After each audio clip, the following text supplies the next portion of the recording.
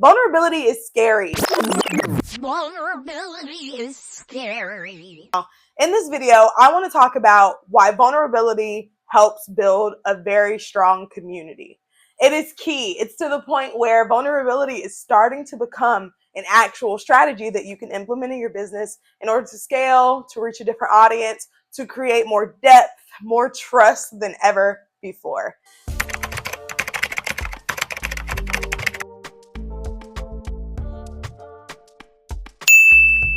Come on in, have a seat, get comfortable. Hold on, let me get my blanket. I need y'all to sit with me, get comfy, have your drinks ready, whatever you need to prepare for the conversation that we are about to have.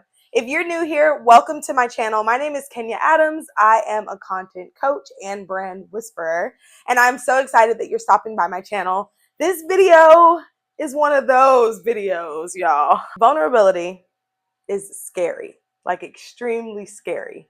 If it's scary to be vulnerable with someone that you care about and that you spend your days with, imagine how scary it is to go out into the world and be vulnerable where people have opinions and there's a million creators creating, putting out content, a million businesses that are marketing themselves to everyone daily. In order to stand out, one of the strategies that I've seen continuously work again is actually incorporating a way to make your community seem different than the other communities that are out there. And one key way to do this is to be vulnerable. Let your people in deeper into your life and who you are and what you stand for. And this is going to separate you from any business, any competition that you have. And I need y'all to stick with me because I'm going to give you some examples later on some ways that I've seen this work and why they work. I'm telling you, this is going to be a good one. So why does vulnerability work? Well, number one, it's the human connection. And no matter what people may say or how cold the world seems to be, people love human connection. I mean, even with me, I would rather go shop with a small business where I know that they really love what they're doing and they're pouring their heart and soul into it rather than shop with a huge corporation that I'm just number 7,831 in their POS system, right? The way that you can make your community, your brand, your business stand out is to create a vulnerable space that makes it easy to cultivate that human connection. I'm telling you, it works every single time. Keep it relatable. Make them feel like, wow, you know, when I reach out to this business or when I'm looking through the things that they do, I really feel connected. It's like a strong pull. You know exactly what I'm talking about. And if you don't know, you need to get out of the house. The second reason that this works, why vulnerability works as a strategy, is because it promotes the idea of authenticity over perfection. It's like you can't be vulnerable and be perfect. So if you choose to be vulnerable in the content that you're putting out, you are choosing to embrace your authentic self. And people love that. People are attracted to that, right? I think about this movie, and I'm not a huge movie person, but the movies that I love, I can think about them. But if you've ever seen the movie 13 Going on 30, I don't know any of the actresses' names. I'm telling you, I'm so bad with movies. Like, it sounds exactly like what the movie is like. It's about somebody who was 13 years old, and they end up waking up being 30 after they made a wish. Right? And she works in the magazine industry, so it's a lot of like, you know, poise things and, you know, very modern and cutting edge and like all of these things. And obviously she's a 13-year-old trapped in her 30, you know, she skipped all the years in between. But what she does is so dope, y'all. She literally decides that she's going to change the game and create a really, really human-centered, have that human connection focus magazine, like family themed. It was absolutely amazing. Completely shifted the vibe of that entire company, right?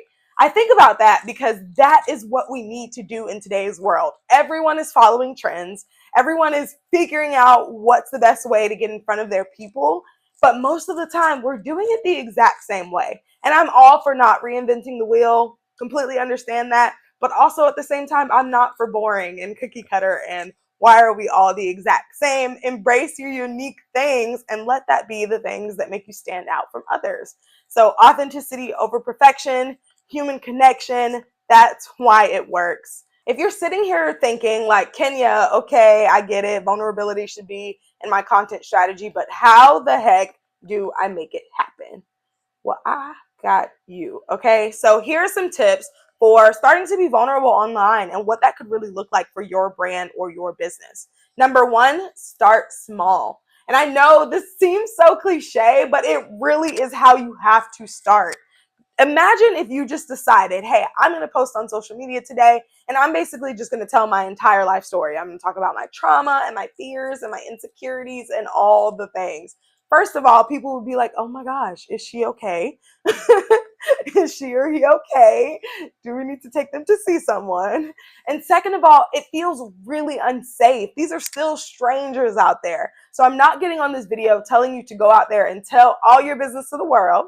Don't nobody got time for that. But what I'm really telling you to do is start small. Take small, actionable steps that allow you to slowly show your personality and your characters and your values and your mission with the world. So don't rush all into it at once. What you can do is start by showing up in your stories, letting them into your day to day. This is what I'm working on today, and this is what's on my mind today. And then you start letting them into the different aspects of your life. Well, what's your routine like?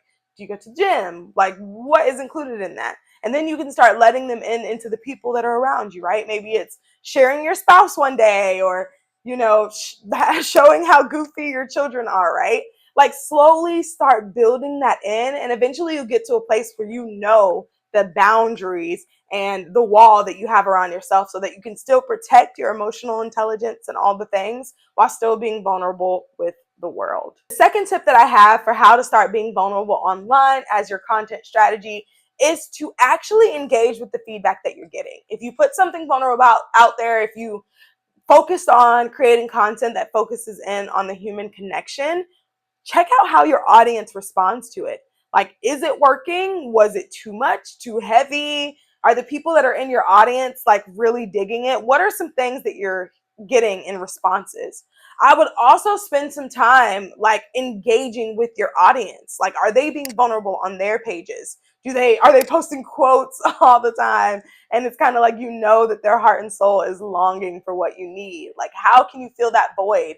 It's really going to build that connection, and it's also going to build trust, which is so important for building a business, but more so building a brand in the online space. Tip number 3 is focused on the community aspect. So you can use vulnerability as a way to invite your audience to share their own experiences with you or with their audience, right? Like, we want this to be a huge community. And because when it's a safe community and everyone is engaged, you make more money because people already trust and value what you're putting out into the world, and they just want to be a part of it.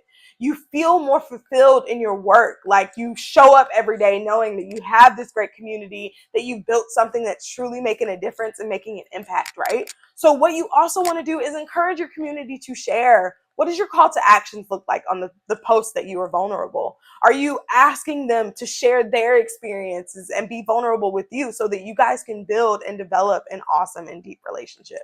The moral of the story is vulnerability is no longer an option when you're deciding to show up online. It's kind of a requirement at this point. And if you don't get with the program, you're going to be missing out on some pretty amazing things and developments. So why not focus on building that community off the top in your business so that it makes it easier for you to reach your people and make them feel connected to who you are? Now, y'all, we done went through the tips. I done gave you like my overall synopsis. What I want to do now is really look at a few posts that I've seen out there where somebody has been vulnerable and it really brings you into their circle and it worked. And we're going to talk about why it worked. Okay, so as I promised, guys, I want to give you some clear examples of ways that people have shown up vulnerable in their specific space and why and how it worked for them. And if it can work for them, it can definitely work for you. So let's go ahead and dive in. I love this post because it's very quick and it's not super vulnerable, but it just puts it into perspective, right? So it's this video of her and it says, I have so much work to do for clients tonight, and she's stressing. And then it flashes to a picture of her as a child, and the words say, we have clients. Oh, so deep, so deep. Okay, it's not super deep, so I don't think she may have struggled like super hard to put it out there, but it really is showing that she's vulnerable. And even in those moments, she's stressing about all the things she has to do and just thinking about her inner child or her younger self and the way that they would perceive it right now. It connects with her audience. She's a social media manager. She necessarily didn't have to put this up, right? She can tell you what hashtags to use and how many times to post per week or whatever. But she chose to be vulnerable and connect with her community and show like, hey, we're all just out here trying to figure it out. And your younger self would be so proud of you. So that's an example of being vulnerable. For this next one, I'm going to play the sound.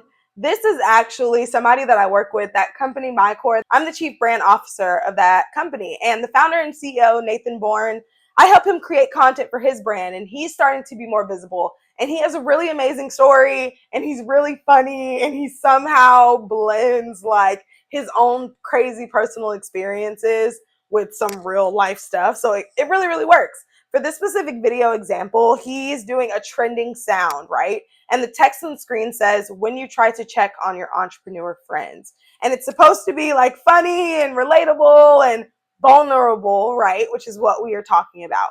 How's your morning going? About to have a mental breakdown. How about you? Nice, nice. I'm in the middle of a mental breakdown already. Okay, that video was funny, right? But it really was a vulnerable post. It connected. He's a business owner, so he's relating to another business owner. So it just works to attract people in that same headspace. Like, you can laugh about it a little bit, but low key, it makes me feel connected to your messaging and who you are, and you sharing that we're kind of on the same page. You don't have to be super serious and sad and crying in order to be vulnerable with your audience. If your personality is fun and funny, why not incorporate some of that humor while low-key being truthful about what we know all about our experiences in something, right? This one is really, really personal, and it's more of a personal brand, but it still works and it still builds so much community with her audience. And this one, she says, when you're going about your day, but grief decides it's time for a visit. Ooh. If you felt that, let me know. Grief does not knock, and it just shows up, and it's not on a time schedule. So this post is really relatable. Like, if you understand grief, if you've ever grieved anyone, then you absolutely know what this person is feeling, and it immediately pulls you in.